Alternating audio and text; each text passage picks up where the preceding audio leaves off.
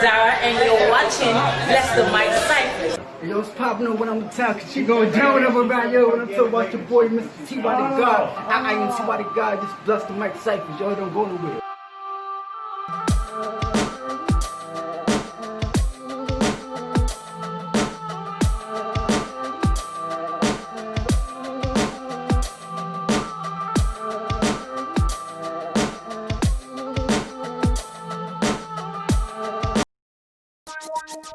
Get in the cipher.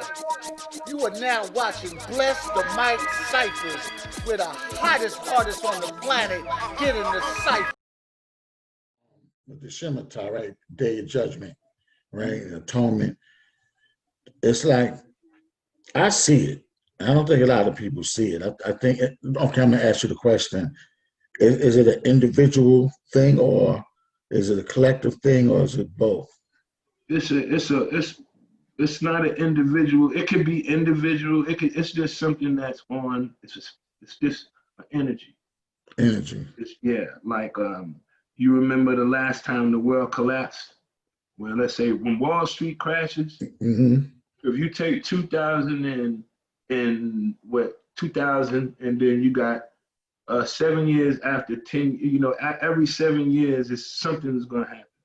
Right. The world is going to collapse, or some hurricane, something, some people going to get killed on an island or something like this. A lot of people.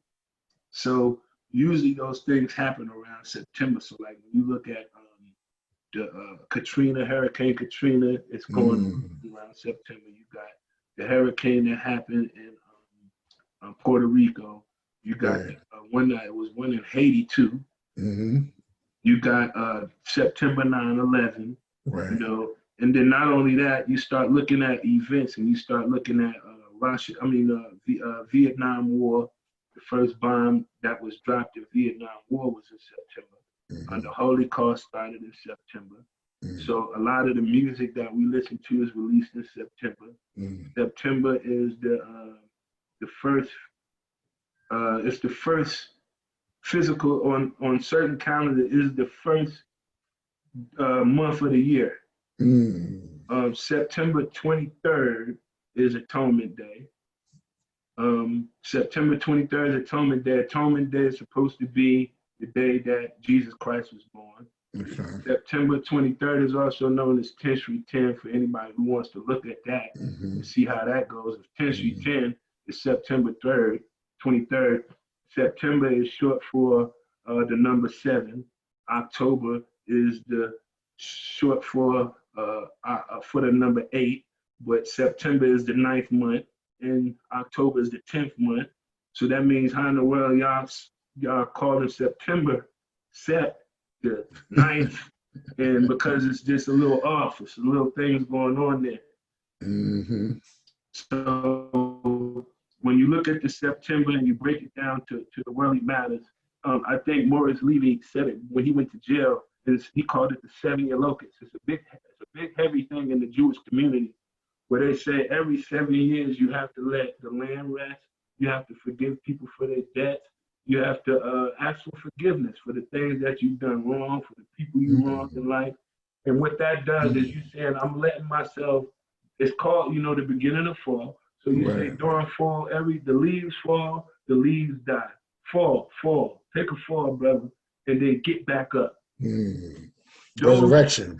Yeah, resurrect. If you can't get back up after you fell, then you're down. Oh, you know that's deep. Yeah, you're down. So if you fall, you just get back up. You can use the same energy to get up that you use to complain. Most people fall and they be like, look, I fell. You be like, you just said, look, I fell. Instead of saying, let me get up. You know what I'm saying? You just gonna say, look, I fell. You know what I'm saying? We seen that. You know what I'm saying? We trying to see what you're gonna do after that, right? Right. So in Scimitar, it's about a whole bunch of events that happen in 7 years.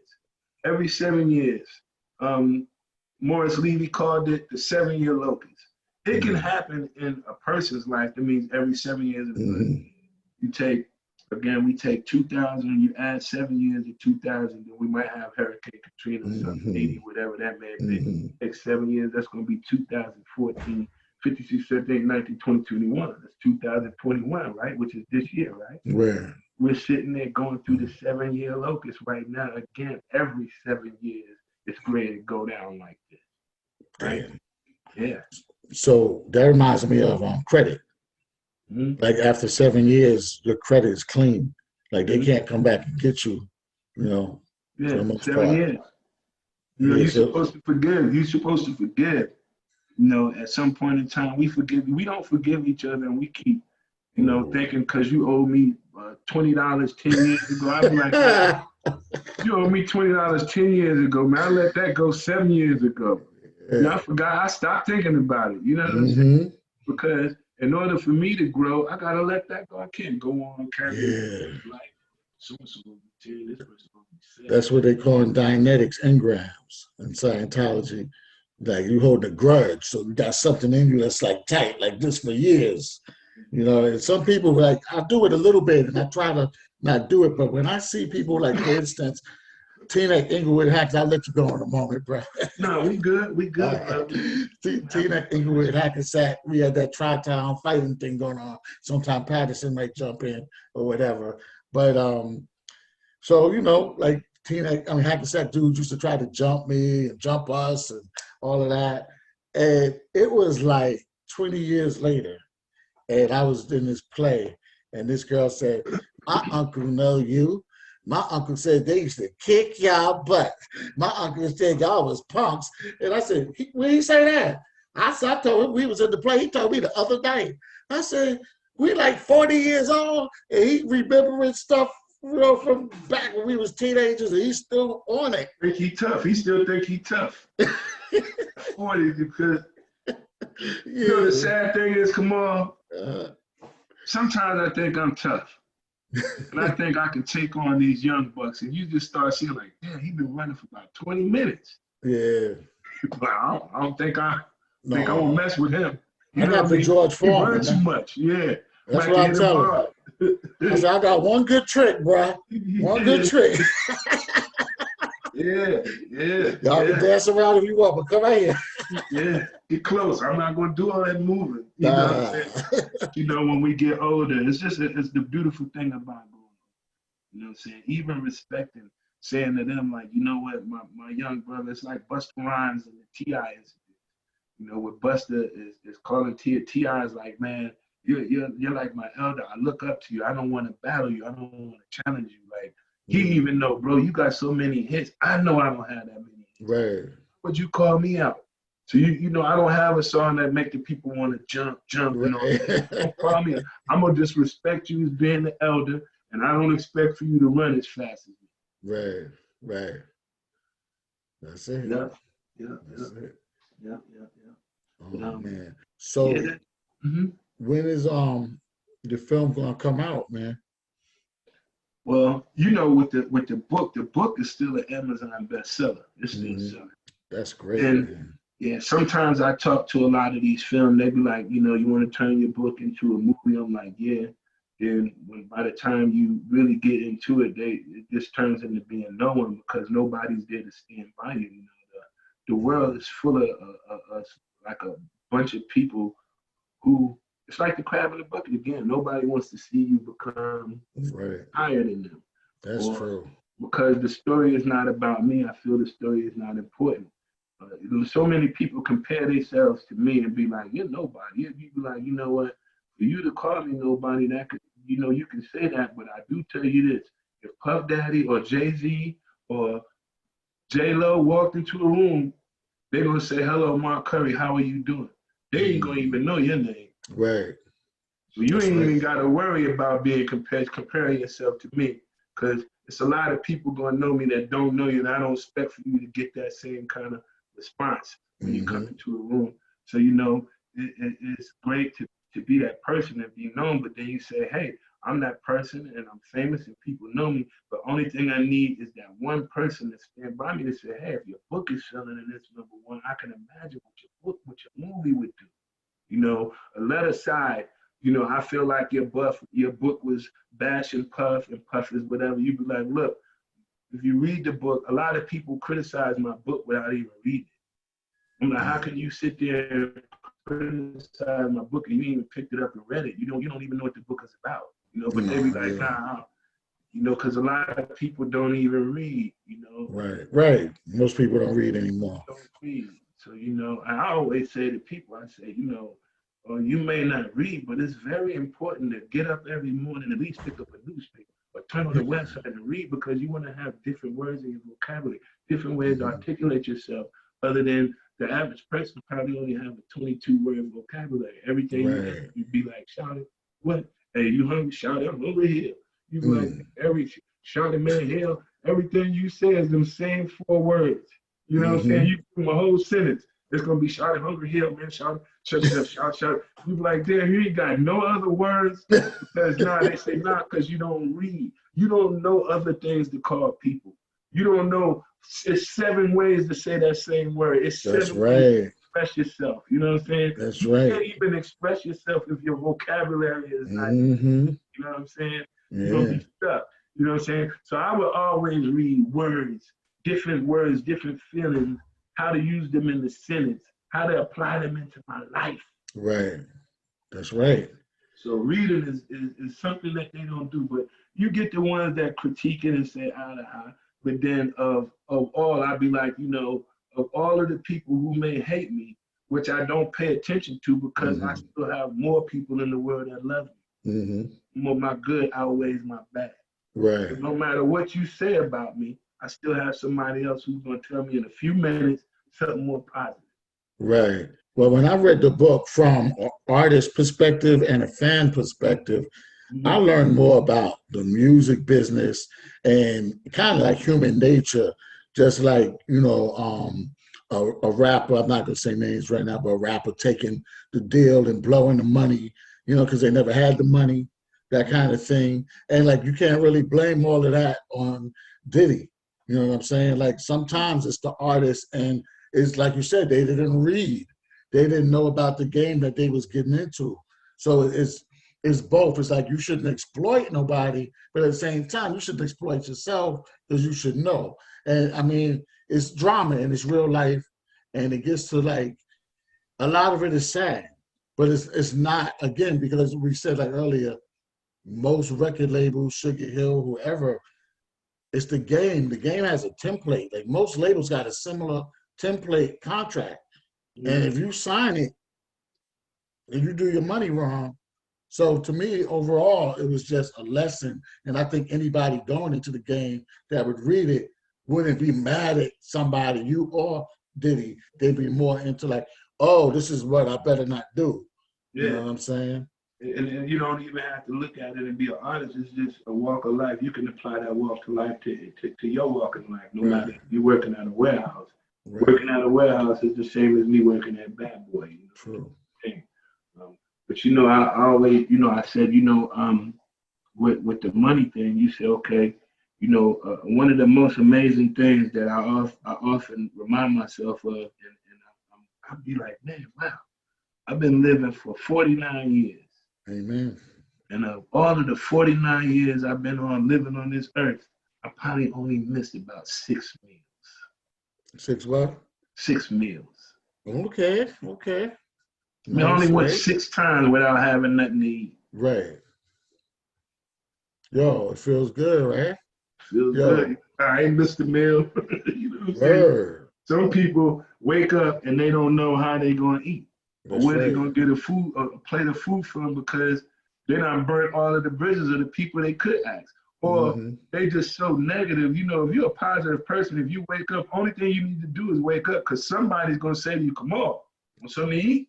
Yep. You be like, yes. You know what I'm saying? That'd be God talking to you. Get up, we got something to eat for you. But when you're a messed up person and nobody really see, that's what happens when we look at eternal life. I always tell people who take losses, I say, to live in the hearts you leave behind is eternal life.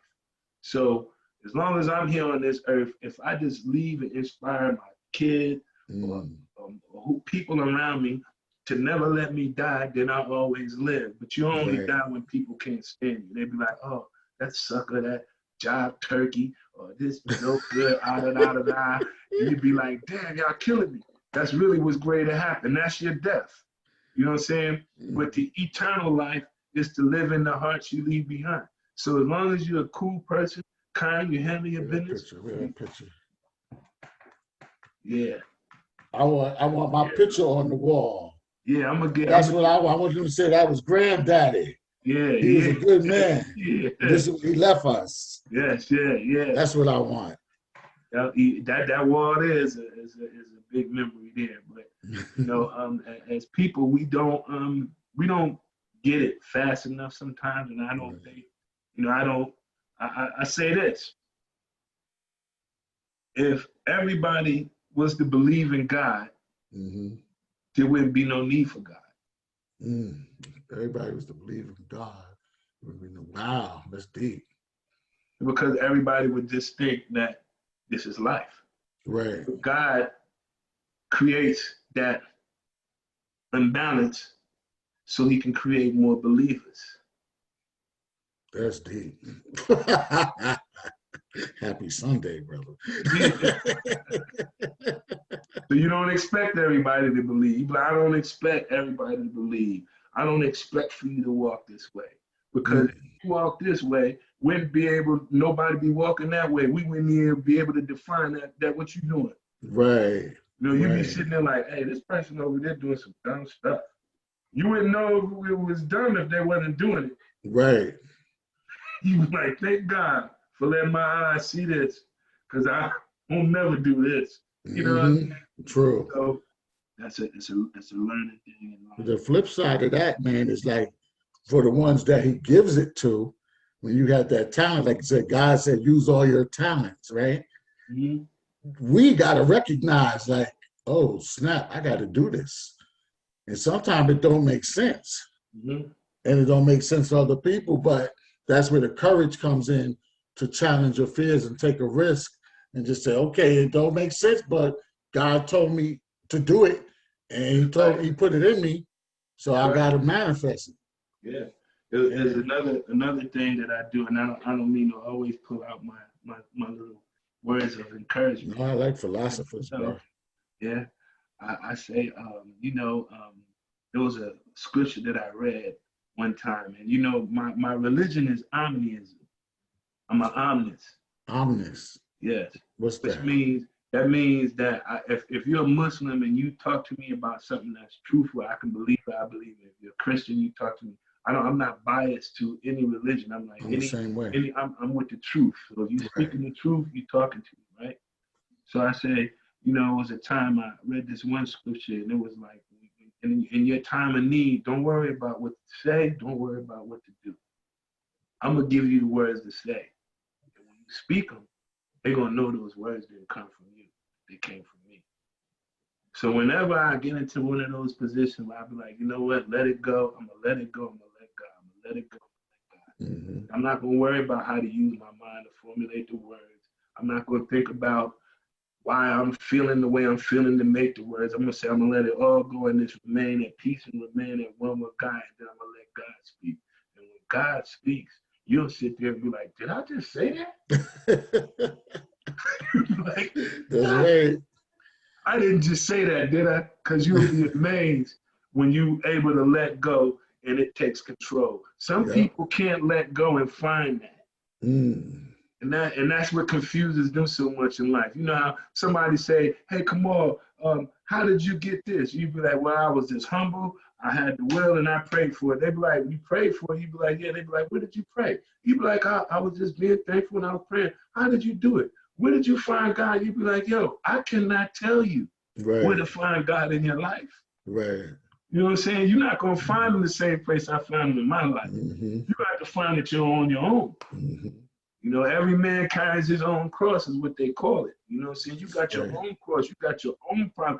We create our own giants, bro. It's like, yo, you don't worry about a problem. You be like, because a problem is just something that you possibly could have created yourself. So as soon as you be like, oh, I ran across a problem. You be like, no, shit backfired. It backfired on you, and now you're going to have to figure out another way to maneuver out of that one, because it's not going to go that way. Don't blame it on the world and say, I have a problem. No, something that you've done was just wrong. You know what I'm saying? And you have the opportunity to correct it right now. Don't even talk about it. You know, you talking about it. Hey, I just spilled the milk. Okay, You could have picked it up. Nobody even would have had to know you spilled That's milk. right. That's right. Exactly. You're telling on yourself and everything. Like, damn, be quiet, shut up, pick the milk up, and keep moving, right? That's right. It's the simplest way to get over any kind of problem, right? Mm-hmm. But, you know, and man, come on, I love it, man. I just can't wait for this truth. Like, it's a lot of truth that I'm on right now. Like, you know, with my father's first wife, the grandmother from that family is the first Black lady to own record label. Zelma. Zell Sanders, down to my father, his singing career, down to my mother, you know, having the religious background that she came from, having all of the Williams brothers and the Jackson Souvenirs, you know, Brandy and Ray J, all of those is my cousins, you know, those their mother, their grandmother, and my mother's sisters. Okay. It's coming from that rich background of goodness, and then, you know, putting it up against, you know, the world as is and the world that we live in. It's just my way of getting out of it.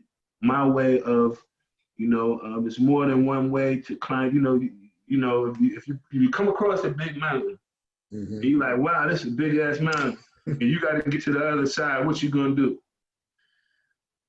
You're gonna figure which way you're going to get around it. What might You be gotta get over it, or you gotta go around it. Got to get over it, go around it. Some people don't know how to go around it. Cause they got the mountain, they be like, I got to climb it. She's like, you ain't really got to climb it. You either go left or right as far as possible on flat land. Right. Keep going around, and you're gonna get to the other side. There's so many different ways to get to the other side, man. Right. You know what I'm saying? This was just the book. The movie is almost like it represents being able to get to the other side of the mountain without having to climb it. Just go around it, you know, and how powerful, you know, there's things that we don't know of, like clubs back in the days that allow us to perform, to be artists, like, you know, to be an entertainer. They wouldn't let us perform on American Bandstand or at the Cotton Club and things like that. It was called Little Richard and Sammy Davis Jr. The meaning of the Apollo Theater on 125th Street. Right. Hotel Teresa, that was across the street that all of the entertainers used to stay at when they was going to go to the 125th Street Apollo. You know, how important that was. You know what I'm saying? Times like when Gaddafi came to New York and stayed at Apollo and came and wanted to give Farrakhan all that money. And it was like, we ain't going to allow him to give Farrakhan that money. He was trying to dump the bag on Farrakhan one time. You know what I'm saying? Right. Hotel Teresa, the people who owned the hotel. My mother had ran her record label out of the Hotel Teresa. Yeah, the Hotel Teresa had a club in it called the Gold Room. Wow. The Gold Room was ran by a guy named Willie Benjamin, which happened to be the guy that Puff Daddy's father used to work for. So the Puff Daddy stories in there with his dad, you know, the history of that, you know, the history of Harlem, the history of, you know, even from us coming from that and then dealing with the Shugs, you know, and comparing them to the Zell Sanders and the Chess Brothers. You know, the Chess Brothers, every gangster that was a gangster, you wanted a record label. So it's been going on like that. If you're a gangster, you're gonna have a record label and all. So it's going all the way from then dealing with the gangsters in the 50s all the way to dealing with the gangsters in the 90s.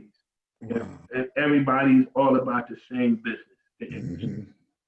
I remember Hotel Teresa, well, Malcolm X stayed there when he left the nation. He set up his office there. And then also I remember King's son brought me up in there to Zakiya and Far from Broadway. And that's when Rakim had got on. You know what I'm saying? So that legacy has still continued.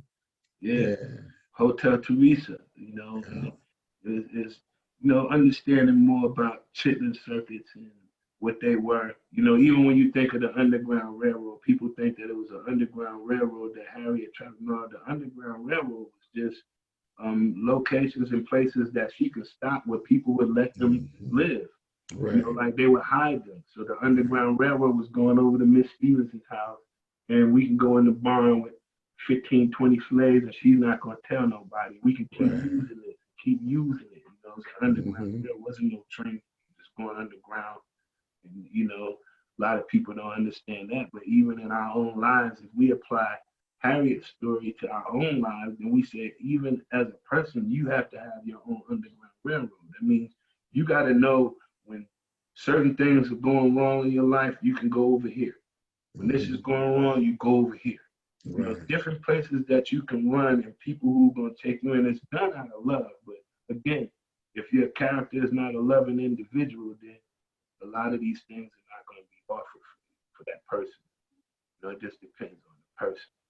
You know, this movie, it's about all of that. Right. Will it feature the James Bond car thieves, or just the fact that Teaneck was known for burglaries, like you mentioned before? I didn't mention them, but in the movie, what I do, which is almost like them, was when one of the Jewish guys comes home and he goes into his garage, and then when he goes in his garage, they're already in the garage waiting on him. So then, you know, that's how that normally went. You know, That's deep. But for the people to know, and like in Newark, there is car theft. You know, we had a Jersey Drive movie, but in Teaneck, it was so bad that, like, if a neighbor told some of my friends they were going on vacation, their house was robbed. And so we had our whole block almost robbed mhm, a time, about 20 houses on the block. yeah, You know, and I'd be like, I know who did it. And then sometimes the neighbors would know, I know who robbed my house. And it yeah, was sad, but it became a culture. yeah. We you know, but you know, some people would think and be like, ah, there's some petty thieves, da da da. You'd be like, nah.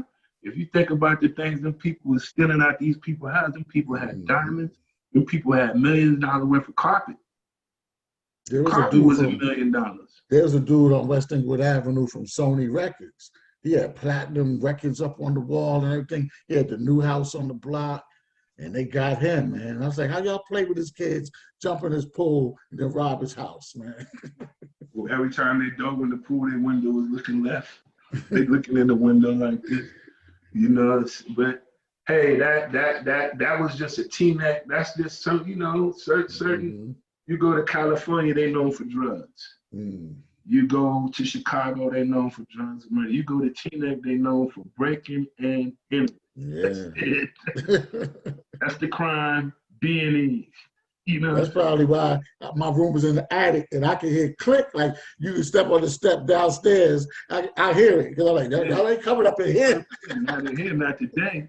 You know, I'm ready for y'all, bro. Yeah. That's how Black Rob was. He was they call him cat burglars. You know what I'm saying? And you know, I speak to him. You know, Black Rob was here in Atlanta with me. Oh, I didn't know that.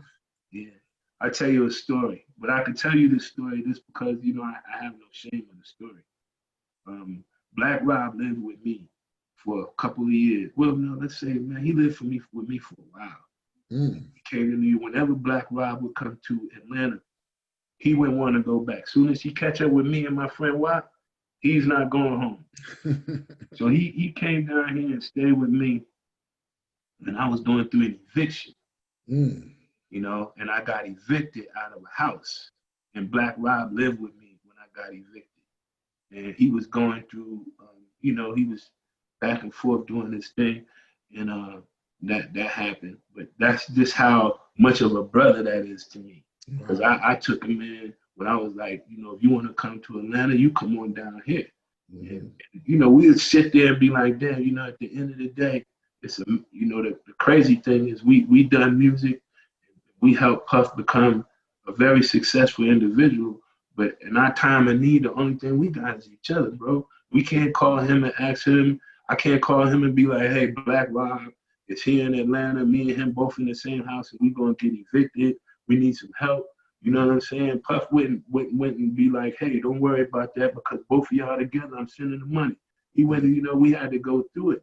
And you'd be like, damn, to come this far, and the only thing we really have after this thinking the bad boy for life is just me and you, bro. You know what I'm saying? And you know, with a lot of the artists, like even with Loon and G Dep, you know, I understand G Dep when he told me that, you know, he just couldn't, he could, you know, he told, you know, he couldn't just, he had to put that behind him, what he had going on in his life. He couldn't go forward without addressing what had happened, you know, and he, you know, so I said, hey, you know what? A lot of people don't know what it's like to have to ask for apology for something that you've done wrong in order to move forward. And I give an example a lot to people. I say, hey man, when I was young, I had a dog, and I let the dog stay in the basement, and I never would feed the dog. I wouldn't take the dog out to walk or nothing like that. And the dog had fleas and every kind of, or ticks, everything. And the dog died. And then for so many years, I was just going through life like, damn, how come I can't do this? How come I can't have this? How come the money ain't like this? How come? And then something came to me one day and said, Mark, you need to apologize for what you did to the dog. And then one day I went home and I got on my knees and I prayed and I said, you know, I asked for forgiveness. And then after that, things changed for me. I had to admit that I was wrong. Like with Puff, I think that he should admit, not admit, but you know, for those who feel like, even if you feel like I hurt you, right, I'm gonna apologize. I don't care to talk to you about, no, I didn't hurt you, or you know, sometimes you squeezing a person, they be like, yo, back up, you pushing me, and you be like, I'm not pushing you. They be like, back up, you pushing me. But then when you think about the Heavy D party and Puff party, the people that they was pushing, they got killed. They kept saying, don't push me. But sometimes people don't understand when you're saying, don't push me. You're not saying, don't push me. You be like, please don't knock the air out of me. Right. So I'm labeling it as pushing me. But if you push me a little bit wrong, it's going to kill me, right? Right. Some people don't understand that they're pushing you until they kill you. That's true. You know? And, I talked to, Loon had came home, and he came home. I think I might have spoke to him briefly on the phone one time. But for someone, you know, to do as much time as he's done, you know, the time that he's done, not as much, but the time, because people done more. But the time that he's done, you would think that if he was, when he came home and I said, hey, Loon, I'm happy to hear that you're home, he'd be like, Curry, I'm happy to hear your voice. It was the vibe was just all different.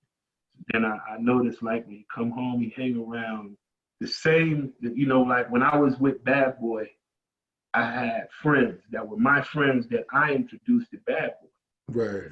So to this day, they're still Puffy's friends. They're still going to Puffy's parties. You know, still Puffy kids coming over to the house and So they still think Puffy is their friend. I'm the person who said, you know what, he's not a friend of none of us, and I walked away.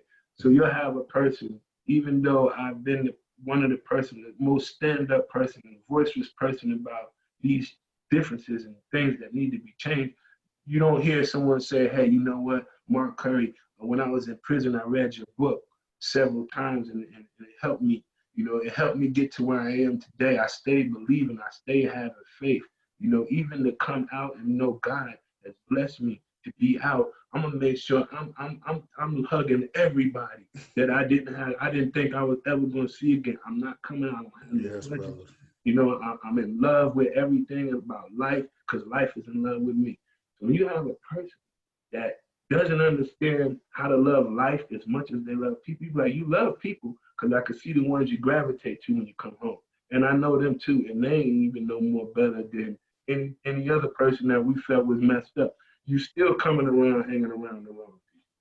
You know what I'm saying? Like if I come home from prison, I'm not gonna hang around with somebody who keeps carrying a pistol all the time. I'm gonna hang out with you once a month, maybe once every little while. But because you're currently active in the street, I'm not gonna put myself in. And I don't want to adjust, and I don't want you to be like, oh, this for a minute, and then now I'll be like, damn, I got one of these and all this. You know what I'm saying? So I think, and I say, I want to surround myself with people who feel like I don't need what my weapon is and how I fight. My balance in life is with this. Right. True with indeed. this. I don't need no guns. I don't need no fists. I fight with this, right? Fighting with this is easy because it can tell you. You understand? You know, that brief conversation with him just wasn't something I felt like, you know, I'm gonna hang this phone up, and then I'm gonna try it again later on in life. Maybe when we have more of a need to talk to each other and say hello. Right now, I just don't feel like saying hello is something that it's a priority to me, but it may not be a priority to Mm-hmm. you. Mm-hmm. Yeah, So, man, because coming up in the nation, man, it really made me believe in God, bro. Like, I mean, like, believe. Like, when people in trouble, they scream for their mama. Like, you know, like you would say, like, God could, you know, be Allah, Jah, God, whatever, Amin Ra. But for me, if I was in trouble, Allah, only because I saw that I didn't have to carry no weapon, and I could navigate through the streets, through the corporation, the suites, family, everything, just using this. I could walk through the hood. I could talk to the Bloods and the Crips. You know what I'm saying? And I'm like this. And you know, the nation taught me that, man. So that's a wonderful thing. And also, like, the forgiveness is deep. And we see how fast people are dropping out here, man. We had our friends, rest in peace, and, you know, like Mr. Rich in Atlanta, Sabir, you know what I'm saying? Out here, like, people just dropping, man. And it's like, God bless them. But we got to give each other the flowers while we're here, and we got to get our hearts out right. Like, we got to gut our hearts. Because really, like, I look at myself and I say, before I had all of this up, right? Before I was concerned about protecting myself, once upon a time when I was a young dude, I was just a nice guy that liked life and was happy and wanted to have fun. That's it. You know what I'm saying? Until somebody taught me I was a punk because they was beating me up, until I had to learn how to fight back.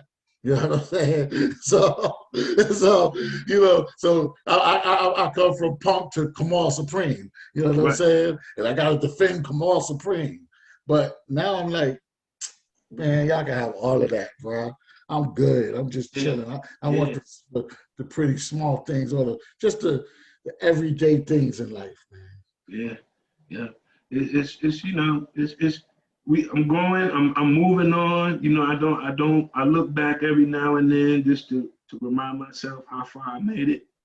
But I don't look back for long, because, you know, they say God put your feet and they facing forward for one reason. You know why that is?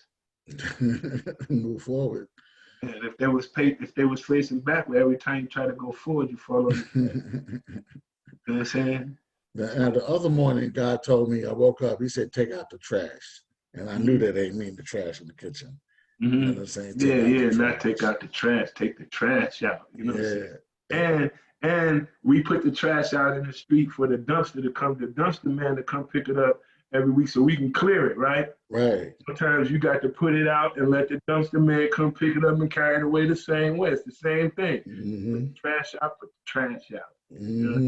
And then this morning, God told me, I was looking at my wife, and God told me, I made her for you. I said, what? And then it made me think of the story with the rib. I said, the spiritual thing, the rib came from the man to the woman. It ain't no physical rib. It's just me, I made her for you. This is my gift to you. So how you going to treat her? And it's vice versa. Right. It's vice versa. But we don't understand that sometimes. You just gonna put mental barbecue sauce on it. Mental barbecue sauce on it. You know what I'm saying? You didn't say it was pork or beef. So I'm pretty cool. It's not lamb, pork, or beef. It's a different kind of meal. You know, and I love it. It's only enough on the plate for one. You know what I'm saying? Yes. You know, yes, come on. So I'm going, and you know, I put out, you know, again, I always reach out for you know, the ones that are able. So again, if during this interview, if anybody hears it that might have in their heart to say, hey, you know, I'm interested in maybe even helping with this movie, anything I'm trying to do, any movie execs or anybody that feel like they can help, because the story is life-changing, not only for me, and it's life-changing for a lot of other individuals around me. And we have a lot of curses in amongst us and our families, that the way that we break these curses is by being able. So I feel like I'm going to be able to enable other individuals, to help them move forward, to help other individuals. It's just a circle, to me, I think there's a generation, a lost generation, which is a generation that they're trying to sweep under the rug. Like they want you to know who Puff Daddy was or who Jay-Z is or was, but they don't want you to know who helped make them. All of those people get swept up under the rug because they don't want you to know the true power lies. So what we got to do is open that rug up and let them see that generation, which is us. When you think of the age gap of the individual that's swept up under the rug, that's our age. So it's like if we keep living the life the way that we're living under this rug, then nobody's ever gonna know about us in our history. Right. So we have to change that. We have to change that because nobody knows. They don't never think of the guy who was in prison for selling marijuana. He went to prison at 21 and now he's 48. But then they changed the marijuana laws and says, okay, we changed it, but this dude just sat and did 40, 30 years, whatever it may be. Right. He comes home, he's lost. He's one person that you swept up under the rug because during our time, this was our crime. You know, so when you look at our crime, when we look at a lot of the people that we have in prison and things like that, I don't never look at prison as a place where they gather a bunch of unruly thieves. Sometimes I look at it as a place that they put a lot of people who had the courage to try, that realized they wanted money as much as y'all had money.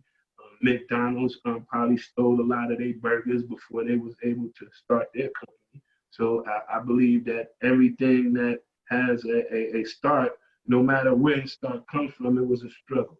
Right. That's right. And everything started with a struggle.